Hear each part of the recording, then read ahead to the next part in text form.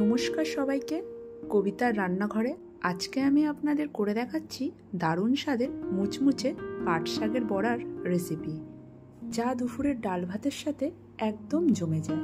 তাই দেরি না করে চলুন তাড়াতাড়ি দেখে নেওয়া যাক রেসিপিটি। প্রথমে এখানে আমি মটর ডাল আগের থেকেই ভিজিয়ে রেখে দিয়েছিলাম, তাতে সামান্য লবণ আর একটু জল দিয়ে এটার পেস্ট তৈরি করে নেব। এরপর আমি আগের থেকেই এখানে পাট শাকগুলো কেটে রেখে দিয়েছিলাম, তার মধ্যে ডালের পেস্টটা দিয়ে দিচ্ছি। দেখুন ডালটা ঠিক কীরকম পেস্ট করেছি, একদম ক্রিম পেস্ট করবেন না, একটু যেন দানাভাব থাকে। এরপর রসুন, পেঁয়াজ আর লঙ্কা কুচি দিয়ে দিচ্ছি, আর 3 চামচের মতন চালের গুঁড়ো, ভাজা মশলা, পরিমাণ মতন লবণ আর একটু হলুদ গুঁড়ো দিয়ে দিচ্ছি। দিয়ে এটা ভালো করে মেখে নেব।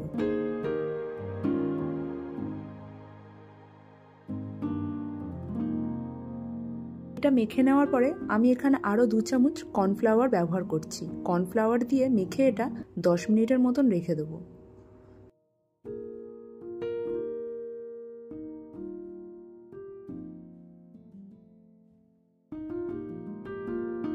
দশ মিনিট পরে আমি এক সাইডে তেল গরম করতে বসিয়েছিলাম, তেলটি মাঝামাঝি গরম হয়েছে।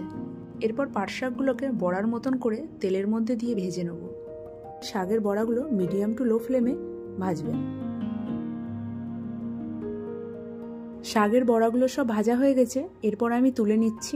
দেখুন আপনারা ঠিক এইরকমভাবেই দুটো পিঠ একটু লাল লাল করে ভাজবেন।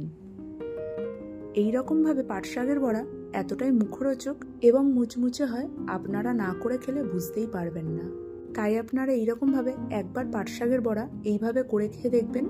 রেসিপিটি ভালো লাগলে লাইক, শেয়ার, কমেন্ট করবেন এবং নতুন নতুন রেসিপি দেখতে পাওয়ার জন্য অবশ্যই আমার ইউটিউবের চ্যানেলটিকে সাবস্ক্রাইব করবেন এবং ফেসবুক পেজটিকে ফলো করবেন।